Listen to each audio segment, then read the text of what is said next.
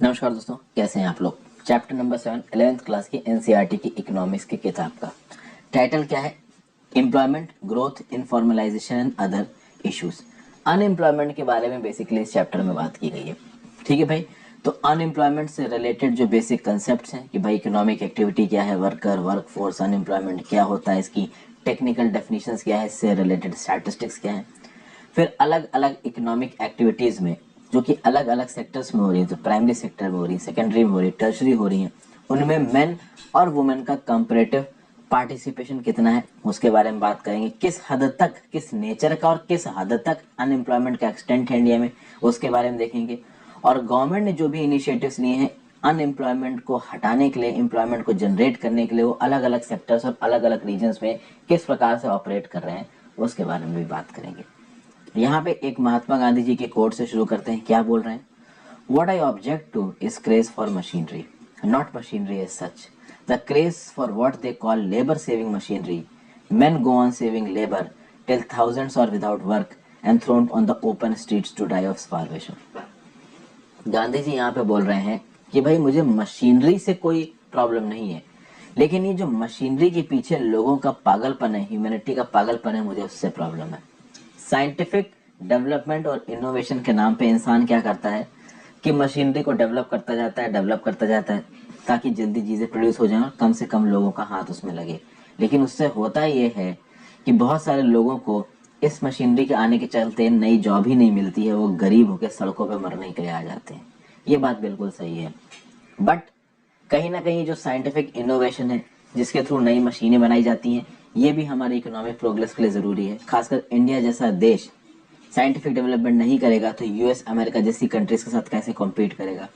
तो जो लोग इस साइंटिफिक इनोवेशन के चलते अनएम्प्लॉयड रह जाते हैं, उनके लिए क्या क्या किया जा सकता है उसके बारे में यहाँ पे बात होगी। यहाँ पे आपको कुछ वुमेन बैठी नजर आ रही हैं। मल्टीनेशनल कंपनीज जो कि पूरी दुनिया में फुटबॉल बेचती हैं, उन फुटबॉल्स को कभी कभी हमारे पंजाब, जलंधर और जो छोटे मोटे गांव हैं उनके घर में बैठ के लेडीज बनाती हैं। ठीक है, इस प्रकार का जो काम होता है वो करती हैं। हो सकता है कि ये जो फुटबॉल लेडीज बनाती हूँ, इन लेडीज को उसके 10 या 20 रुपए ही मिले। मार्केट में जब ये फुटबॉलें बिकती हैं तो 1000-1500 रुपए तक की भी बिकती हैं। पहले शुरुआत करते हैं इंट्रोडक्शन से। देखिए, अगर आप काम की बात करो तो लोग अलग अलग प्रकार का काम करते हैं। लोग फार्म फील्ड्स में काम करते हैं, फैक्ट्री में काम करते हैं, बैंकों में काम करते हैं, दुकानों में काम करते हैं। बहुत सारे और वर्क प्लेसेस हैं जहाँ पे लोग काम करते हैं। ठीक है, कुछ लोग अपने घर पे भी काम करते हैं। जब घर पे काम होता है तो अलग अलग प्रकार का काम हो सकता है, जैसे कि वीविंग, तो कपड़े सिलना वाला काम हो गया। लेस मेकिंग, हैंडीक्राफ्ट का काम हो सकता है कि आप आर्ट पीस या फिर कोई आर्ट का वर्क कर रहे हो। फिर आज के डेट में घरों में सिर्फ इस प्रकार के ट्रेडिशनल काम ना होके मॉडर्न काम भी हो रहा है, आईटी इंडस्ट्री वाले काम भी हो रहे हैं, प्रोग्रामिंग का काम भी हो रहा है। आप सबको पता है कोविड-19 का लॉकडाउन लग गया। कोविड-19 के लॉकडाउन के बाद आईटी पर्सनल्स की कहीं ना कहीं मजे आ गए, क्योंकि बहुत सारे आईटी पर्सनल्स को वर्क फ्रॉम होम मिल गया। हालांकि उसको प्रॉपर तरीके से मजे नहीं बोलेंगे, क्योंकि कई सारे आईटी वर्कर्स का तो ये बोलना है कि घर बैठ के ज्यादा काम करना पड़ता है, ऑफिस में तो फिर भी एक लिमिटेड टाइम तक काम करना पड़ता था। खैर वो एक अलग बात है कि कितना काम करना पड़ता है, कितना काम नहीं करना पड़ता है। कुल मिला के यहाँ पे हम बात क्या कर रहे हैं कि घर बैठे बैठे क्या काम हो सकता है। घर बैठे बैठे बहुत अलग अलग प्रकार के काम हो सकते हैं। पहले के जमाने में फैक्ट्रीज थी, आज के जमाने में फैक्ट्री होती थी। ये फैक्ट्रीज सिटीज में लोकेटेड होती थी, तो लोग भाई सिटी में जाते थे, इस फैक्ट्री में जाके काम करते थे, इनको काम मिलता था। ये फैक्ट्रीज गाँव के इलाके में नहीं आती थी। आज के डेट में भी गाँव के इलाके में कम ही फैक्ट्रीज मिलती है, ज्यादातर जो फैक्ट्री होती है वो सिटी के इलाकों में होती थी। तो शुरुआत में इंडिया में जब ये फैक्ट्रीज लगना शुरू हुई तो सिटीज में लगना शुरू हुई, और उस समय के टेक्नोलॉजिकल एडवांसमेंट के चलते सिटीज ज्यादा एडवांस थी।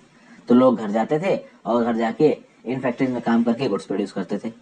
अब इन फैक्ट्रीज में प्रोड्यूस होने वाले गुड्स को घर तक भी प्रोड्यूस किया जा सकता है। पहले कॉटन मिल्स हुआ करती थी, वो कॉटन का कपड़ा तैयार करती थी। अब कॉटन का कपड़ा लोग पावर लूम्स के थ्रू घर में भी तैयार करते हैं। समझ गया बात को? तो पहले जो फैक्ट्रीज बड़े बड़े शहरों में ही लगती थी, अब वो छोटी मोटी फैक्ट्री बेस्ड गुड्स घर तक में बनाए जा सकते हैं। गांव के अंदर आप पावर लूम की मशीन रखो और खूब कपड़ा बनाओ, बनाते भी हैं लोग। अब बात यह है कि अगर इस कॉन्सेप्ट को समझें कि लोग काम क्यों करते हैं, इसको समझने से पहले वीडियो पे लाइक का बटन, अगर अब तक आपने इस वीडियो को शेयर नहीं किया है, इस चैनल को शेयर और सब्सक्राइब नहीं किया है, बिल्कुल कर दीजिए। मुझे हेल्प करने के लिए आप ज्वाइन बटन दबा के चैनल के मेंबर बन सकते हैं। इकोनॉमिक्स 6 से 12 हालांकि इकोनॉमिक्स तो 9 से शुरू हो रही है, तो 9 से 12th की ऑलमोस्ट मैं वीडियोस खत्म ही कर दूंगा जब तक आप इस वीडियो को देखोगे। 11th क्लास की इकोनॉमिक्स खत्म होने वाली, इसका 12th क्लास की शुरू होगी। History, geography, polity, economy, science सबकी मैंने एनसीईआरटीज बना रखी हैं, प्लेलिस्ट सेक्शन में जाके रेफर कर सकते हैं। बहुत सी बना रखी है, बहुत सी in the process of making है।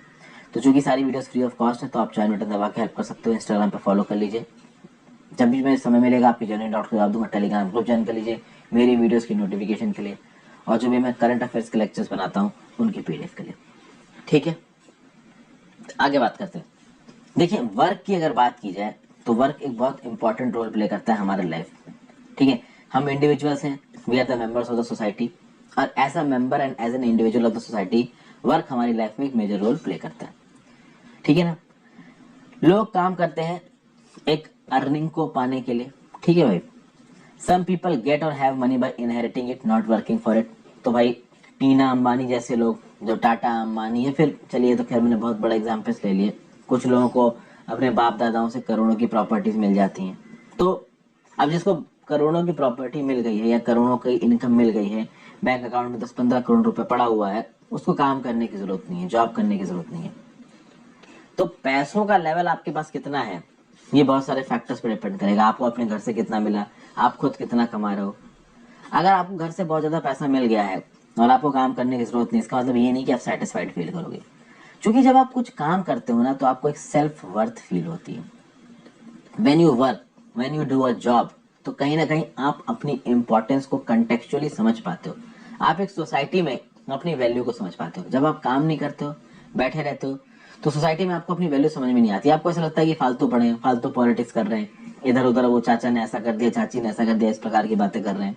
ठीक है, छोटी मोटी पेटी पॉलिटिक्स में इन्वॉल्व हो रहे हैं, जिसका कोई मतलब नहीं, जिसका कोई सिग्निफिकेंस नहीं है।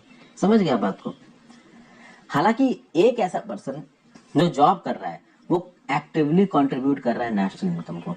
वो अलग अलग प्रकार की इकोनॉमिक एक्टिविटीज में पार्टिसिपेट कर रहा है, देश के डेवलपमेंट में भाग ले रहा है। अपनी कमाई तो वो कर ही रहा है, लेकिन वो सिर्फ अपने लिए काम नहीं कर रहा है, वो ओवरऑल सोशल डेवलपमेंट के लिए काम कर रहा है। क्योंकि जब आप जॉब करते हो तो आप कमाई करते हो, कमाई करने के बाद जो भी आप कमाई करोगे उसके ऊपर आप टैक्स भरोगे, तो आप अपना एक सोशल ऑब्लिगेशन पूरा कर रहे हो। आप सरकार को पैसा दे रहे हो, जैसे सरकार लोगों के लिए काम करती है। प्लस जो काम आप करते हो उससे सिर्फ आपको बेनिफिट नहीं मिलता, उससे पूरी सोसाइटी को भी बेनिफिट मिलता है।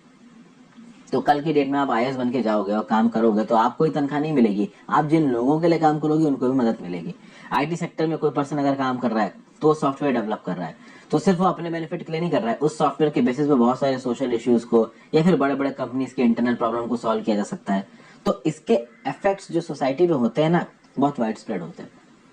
तो जब हम कोई काम करते हैं तो हम सिर्फ अपने लिए काम नहीं करते हैं, हम सोसाइटी के लिए भी काम करते हैं, हम उस कंपनी के लिए भी काम करते हैं जो हमको पैसा दे रही है, और हम अपनों के लिए भी काम करते हैं।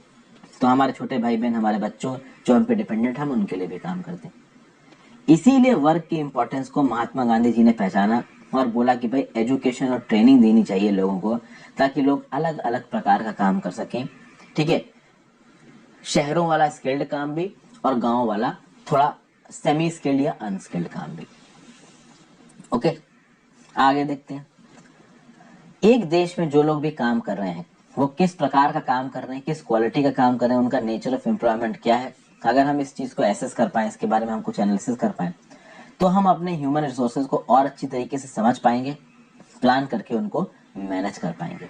ठीक है, इसके बेसिस पे फिर हम समझ पाएंगे कि हम अपने ह्यूमन रिसोर्सेज को कैसे अलग अलग इंडस्ट्रीज में डिप्लॉय कर सकते हैं, कैसे अलग अलग सेक्टर्स में डिप्लॉय कर सकते हैं अपनी नेशनल इनकम को बढ़ाने के लिए। इससे हम अपने सोशल इश्यूज को कैसे रिजॉल्व कर सकते हैं, मार्जिनलाइज सेक्शन ऑफ सोसाइटी की एक्सप्लॉयटेशन को कैसे रोक सकते हैं, चाइल्ड लेबर जैसी प्रथा को कैसे रोक सकते हैं। ये सब चीजें भी हमारे सामने आएंगी। अब बात करते हैं वर्कर्स एंड एम्प्लॉयमेंट के बारे में। अब बात करते हैं भाई व्हाट इज एम्प्लॉयमेंट, वर्कर कौन है।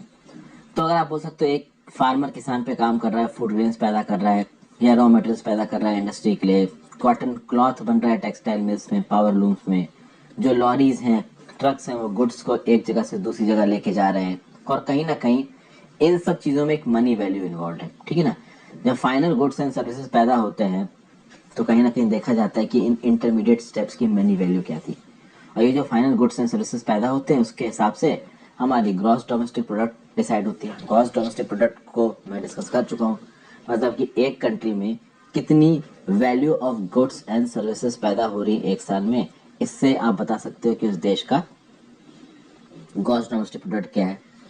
ओके, उसके बाद when we also consider what we pay for our imports and get our exports, we find that there is a net earning for the country which may be positive or negative। अगर इस net earning को आप gross domestic product के साथ जोड़ देते हो तो बन जाता है ग्रॉस नेशनल प्रोडक्ट। मैं इसको समझाता हूँ क्या बताया जा रहा है। देखिए, हमने देश के बाहर एक्सपोर्ट किया तो हमको बाहर से पैसा मिला, फॉरेन एक्सचेंज। हमने देश के अंदर इंपोर्ट किया तो हमने बाहर पैसा भेजा।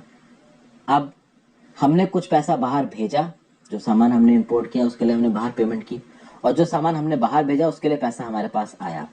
अगर हमने सामान जो बाहर भेजा है उसके लिए हमारे पास पैसा आया 100 रुपया, और हमने जो सामान अपने देश में मंगाया इंपोर्ट किया उसके लिए हमने जो बाहर भेजा वो था 95 रुपया, तो सामान एक्सपोर्ट करने के चलते हमारी कमाई हुई 100 रुपए की और इंपोर्ट करने के चलते हमारा खर्चा हुआ 95 रुपए का, तो यहाँ 5 रुपए की नेट इनकम हुई, इसको आप बोलोगे पॉजिटिव।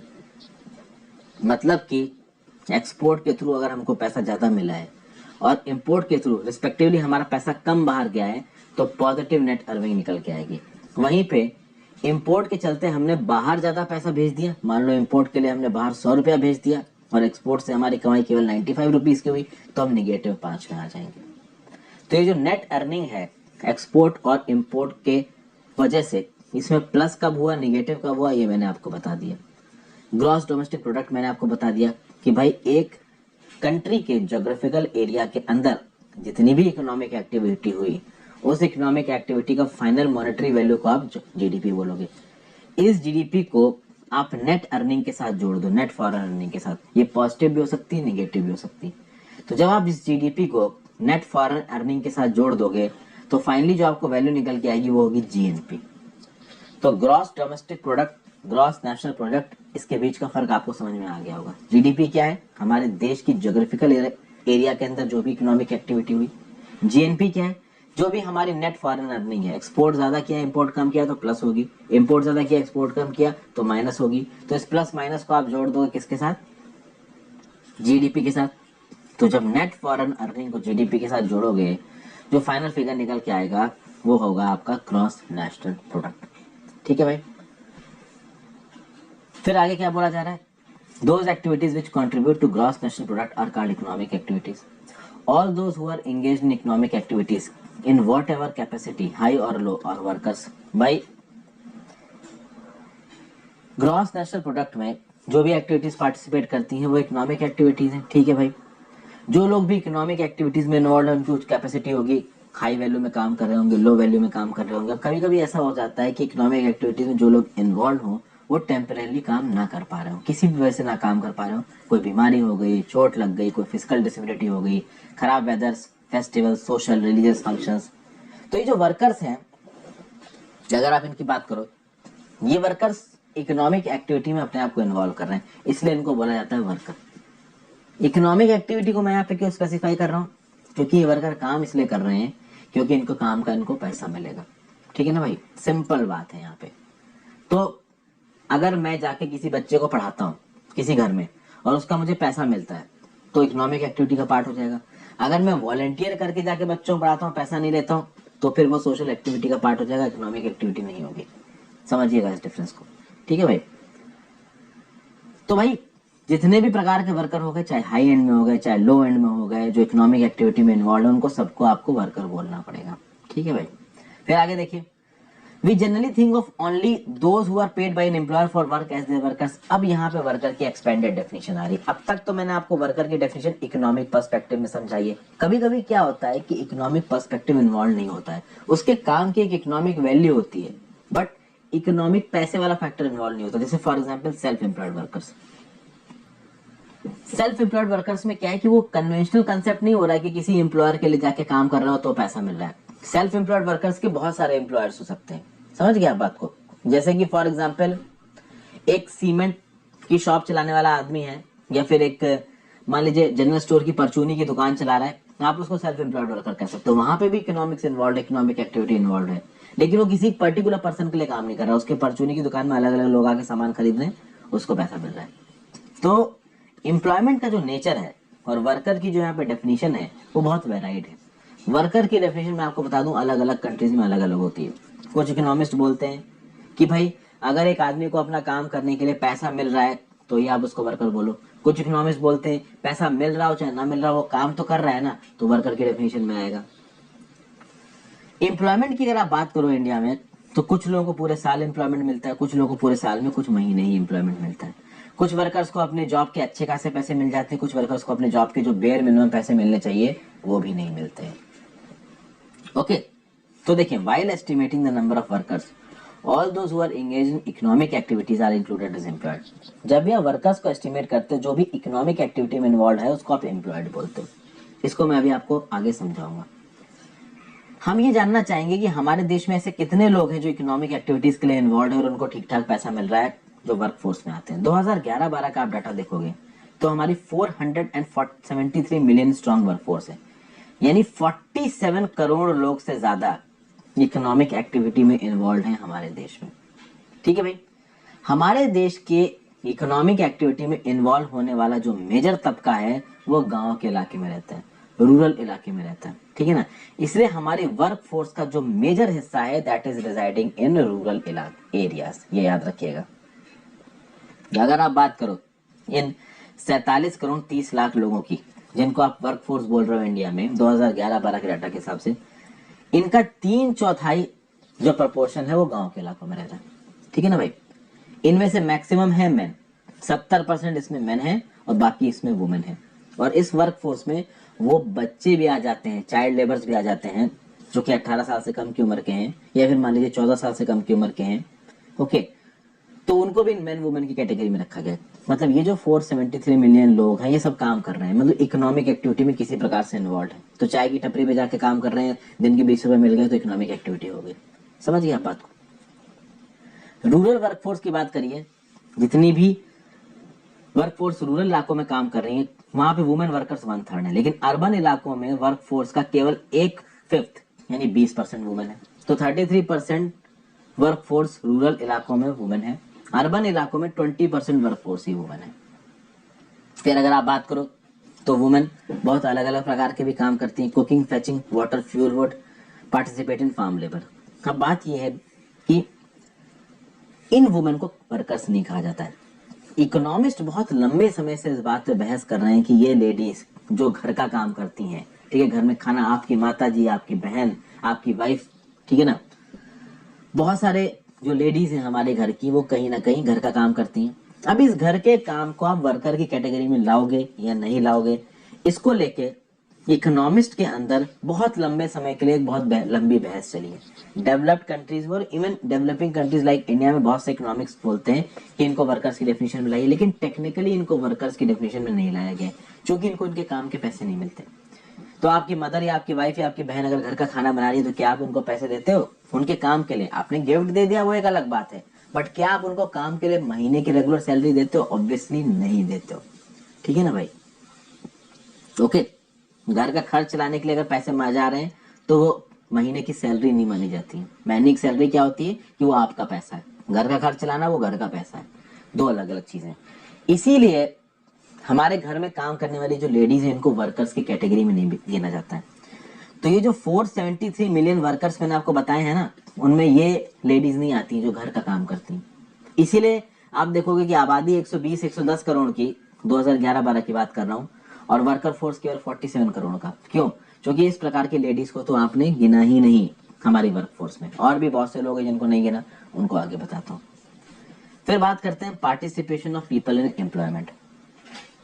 यहाँ पे एक बहुत इंपॉर्टेंट चीज निकल के आती है जिसको बुलाता है worker population ratio. Worker population ratio एक इंडिकेटर है जिससे आप देश की एम्प्लॉयमेंट सिचुएशन को एनालाइज कर सकते हो। ये रेशियो क्या बताता है कि उस देश की कितनी population proportion production of goods और सर्विसेज में एम्प्लॉयड है। वर्कर पॉपुलेशन क्या होगा कि भाई नीचे आपने टोटल पॉपुलेशन लिख दी, ऊपर काम करने वाले वर्कर्स का नाम लिख दिया, तो इसको आपने क्या बोल दिया? Worker population ratio. यानी कि नीचे टोटल पॉपुलेशन कितनी उस देश की और ऊपर उस देश में काम करने वाले कितने लोग हैं। जितना ज्यादा ये रेशियो होगा उसका मतलब होगा कि उस देश में उतने ही ज्यादा लोग प्रोडक्टिव इकोनॉमिक एक्टिविटी में इन्वॉल्व है, और जितना कम ये रेशियो होगा उसका मतलब होगा कि उतने ही कम लोग उस देश के प्रोडक्टिव इकोनॉमिक एक्टिविटी में इन्वॉल्व है। सवाल उठता है कि प्रोडक्टिव इकोनॉमिक एक्टिविटी के ऊपर बहुत बड़ी लड़ाई है। फिर से जो लेडीज हमारे घर में काम करती हैं वो खाना ना बनाए तो भूखे मर जाओगे, समझ आया? नहीं बनाएंगे तो खुद बनाना पड़ जाएगा, लेकिन फिर भी उनके काम को प्रोडक्टिव इकोनॉमिक एक्टिविटी नहीं कहा जाता है। This is a problematic thing in India. फिर आगे बात करो कि लोअर क्लासेस में हमने पॉपुलेशन शब्द को देखा था।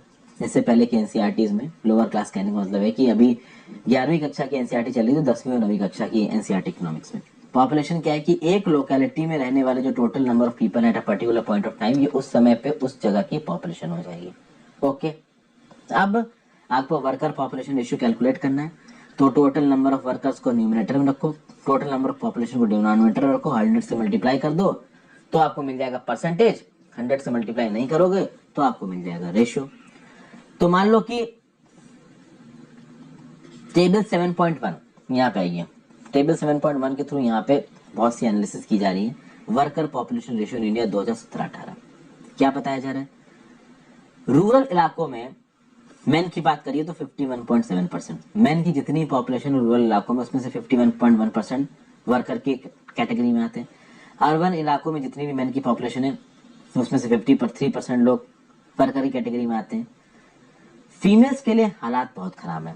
फीमेल्स की अगर बात करिए तो अर्बन इलाके में जितनी भी फीमेल्स हैं उसमें से 14.2% ही वर्कर की कैटेगरी में आती हैं, और रूरल इलाकों में जितनी भी फीमेल्स है उसकी 17.5% ही वर्कर कैटेगरी में आती है।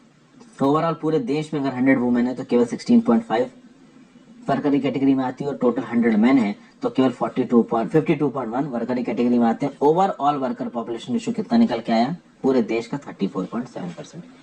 इसी स्टैटिस्टिक को यहाँ पे इतने बड़े पैराग्राफ में इलिबरेट किया गया है। तो बताया गया है कि अर्बन इलाकों में the proportion is about 34, whereas in rural area it is about 35। ठीक है भाई, तो अर्बन इलाकों में वर्कर पॉपुलेशन रेशियो अबाउट 34 मतलब लगभग 33.9, और रूरल इलाकों में वर्कर पॉपुलेशन रेशियो कितना निकल आया? 35। यही स्टैटिस्टिक जो मैंने यहाँ पे अभी आपको बताया टेबल में, यही यहाँ पे लिखा हुआ है। फिर क्या बताया जा रहा है? Why is there such a difference? मतलब कि ऐसा क्यों है कि जो वर्कर पॉपुलेशन रेशियो है अगर आप उसको अर्बन इलाकों में देखोगे तो वो थोड़ा कम है, और अगर आप उसको रूरल इलाकों में देखोगे तो वो थोड़ा ज्यादा है। देखिए यहाँ पे क्या बताया जा रहा है। People in rural areas have limited resources to earn a higher income and participate more in employment market. Many do not go into schools, colleges and other training institutions. Even if some go, they discontinue in the middle or join the workforce. Whereas in urban areas, a considerable section is able to study in various educational institutions. Urban people have variety of employment opportunities.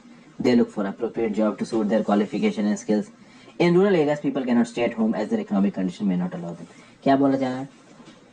देखिए, opportunity की बात हो रही है। Rural इलाकों में opportunity कम है, ये हमको पता है। अर्बन इलाकों में अपॉर्चुनिटी ज्यादा है, ये हमको पता है। अर्बन इलाकों में लोग हायर एजुकेशन के लिए टारगेट करते हैं। अर्बन इलाकों में लोग अपनी पढ़ाई पे ध्यान देते हैं, वो अलग अलग प्रकार की नौकरियों को ढूंढते हैं, एकदम से नौकरी में जंप नहीं करते। रूरल इलाकों में अपॉर्चुनिटी बहुत लिमिटेड है। रूरल इलाकों में लोगों को डेली बेसिस से घर के बाहर निकलना पड़ता है अपना खाना पीना चलाने के लिए, इसीलिए रूरल इलाकों में लोग ज्यादा एफर्ट मारते हैं नौकरी के लिए, इसीलिए वहां पे वर्कर पॉपुलेशन रेशियो ज्यादा हो जाता है। अर्बन इलाकों में लोग उतना एफर्ट नहीं मारते हैं क्योंकि अर्बन इलाकों में नंबर ऑफ अपॉर्चुनिटीज अवेलेबल ज्यादा है।